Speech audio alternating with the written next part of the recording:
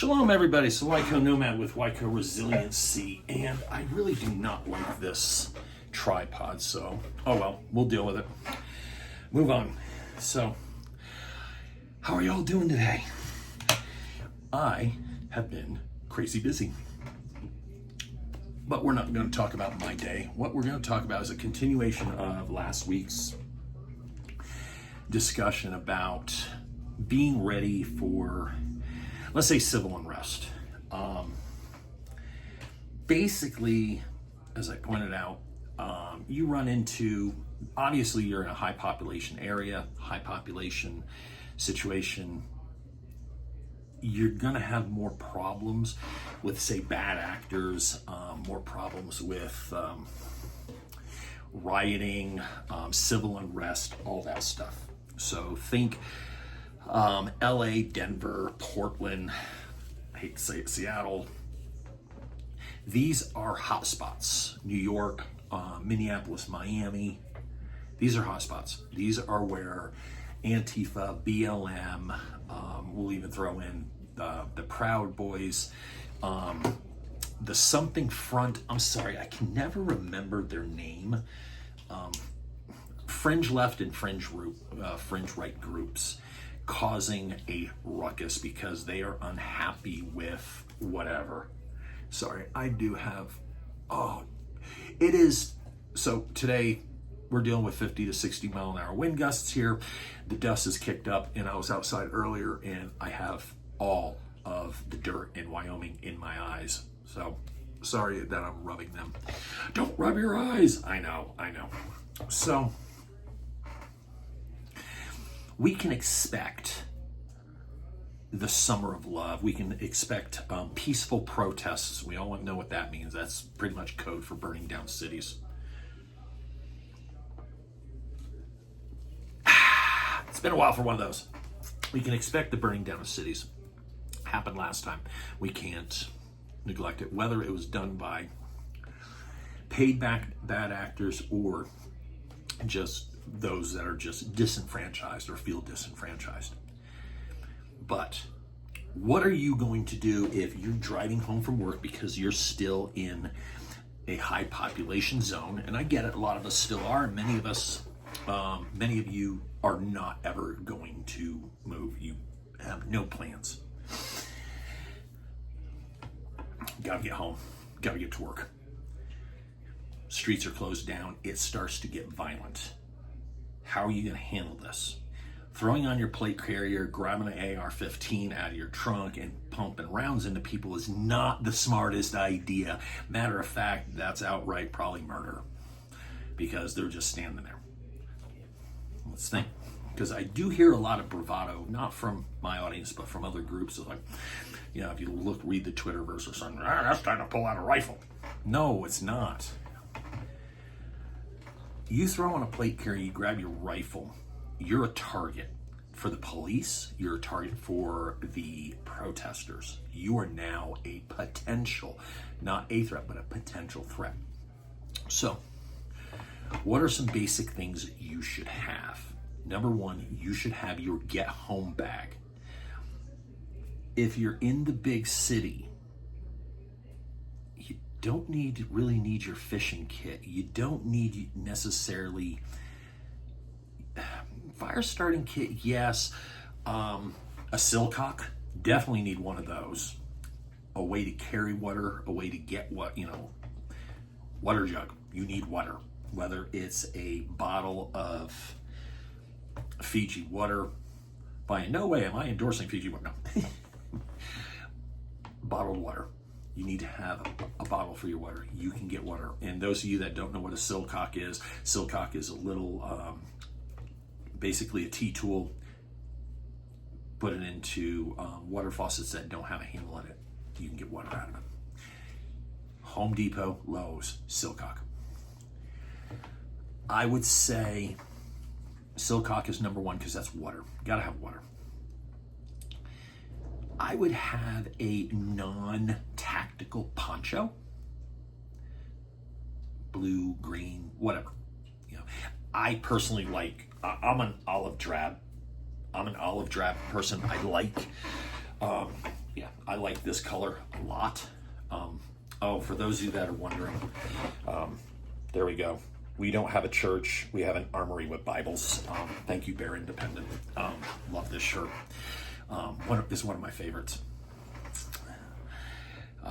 Not that he sent that to me, mind you. I paid for this with my own greenbacks. But there's certain things you're going to need. You're in a high population zone. So don't throw on the tactical, the Marpat. Marpat's awesome. Don't throw on the Marpat. Don't throw on the Woodland. Normal, a poncho, a rain poncho. Silcock rain poncho. These are two very important things. Because it's raining. Yep. And there's things being thrown around, and there's sprays, and you can cover up things, and you can use it to conceal yourself.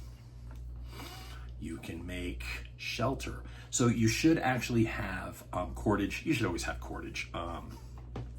Basically, you want to have some paracord and have them broken down. Have a knife. Should have a fixed blade and probably a folder. The other thing, iPro.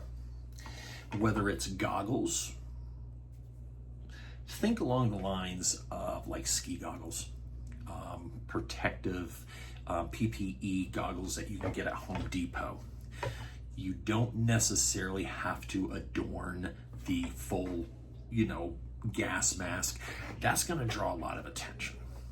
Now, I'm a huge fan of Mira Safety, okay? Mira Safety has this awesome, which is one of my favorite. I always joke that it's the Division mask kit. Those of you that don't know what I'm talking about, Division, it's a video game. Tom Clancy, The Division. And like everyone in the video game wears these half masks, but their eyes are exposed. Awesome. That's great for tear gas, because the eyes do so well with tear gas. But they have this half mask. You have a filter, has all the attachments, so you can have your water line, you can have your mic line. That's one of my favorite, is the Mira half mask. Then I have a pair of old YHVH SG1 sunglasses. They have a gasket around them, and you put the little, Also, Home Depot sells eye protection that seals in. So the half mask with that, you don't quite look so tactical. You kind of look like a goofball, but you kind of fit into those protesting because they know they're going to have gas. They know they're going to start throwing out tear gas. Should have one of those in your kit. Definitely you want to have your self-protection Skittle launcher. So I have a Skittle launcher. YouTube doesn't like this. Hopefully we won't get into too much trouble. So this holds my Skittle launcher. That's all we're going to do about that. So you got to have a Skittle launcher for self-protection. Don't care what it is, whatever you feel most comfortable using, and hopefully you have plenty of training with it and you didn't just buy it and stuff it in a drawer. Hopefully you actually have hundreds to thousands rounds downrange. And if you haven't been downrange in the last 3 months, get downrange. Start practicing. Start shooting. Okay. It is a depreciating skill.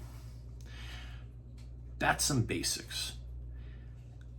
I prefer Shemag's, the tactical, some people call them Middle Eastern. I'm a sucker for those things. I love them in the cold weather and everything. I wear Shemag's all the time. Get a bandana.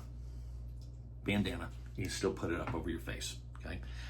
Because masking is important during Charlie Victor Sit 19. Yes, I winked at you. Oh my God, he winked at me. Have something to cover your face, your eyes. Protection. Have gloves. And I get it. There's some of you out there that are very about the bravado about calluses are man gloves. Cool. What's sepsis? Have gloves. Because if you have to climb over a fence, there's broken glass, there's barbed wire, there's jagged metal. Gloves protect your hands. Okay, I get it. We all want to be tough. We all want to be badasses. But you know what? It's hard to be a badass when you're dying of sepsis. Just saying. Get some gloves. I roll with basic mechanics gloves. I also roll with my also have my shooting gloves if I need gloves. But my everyday gloves are just a pair of mechanics coverts. They protect my hands enough. So, basic setup. Eye Pro, breathing Pro, PPE for the face. Okay. A poncho, preferably not tactical.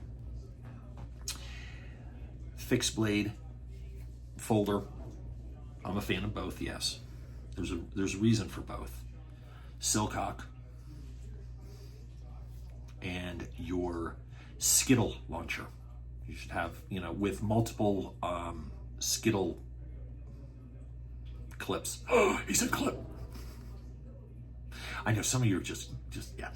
Your Skittle magazines, you gotta have, Pez dispenser, tactical Pez dispenser. It's no longer Skittles. It's a tactical Pez dispenser. Sorry. Yes, I know, my squeaky chair as always. Those are some basics that you should have to be able to get home. And I know you forgot this and you forgot that, and that's not the point of this video. Okay, this is to start you off.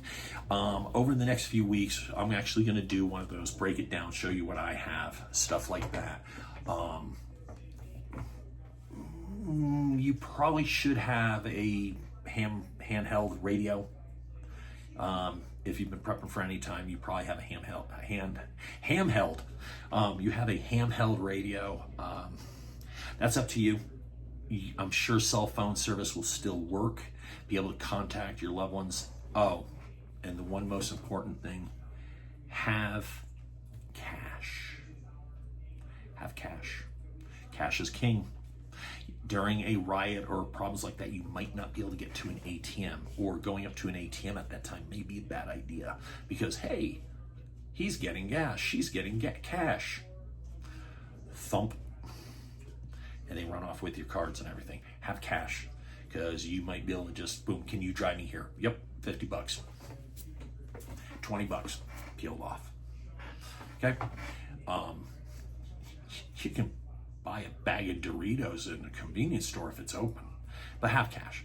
So, but with that, hopefully you found this somewhat useful. As always, like, subscribe, share, do all that good stuff. Help the channel grow. Do not forget, you can help support me and the show by utilizing our affiliates in the description. Other than that, as always, watch your six. Shalom, everybody. Till next time. Amen.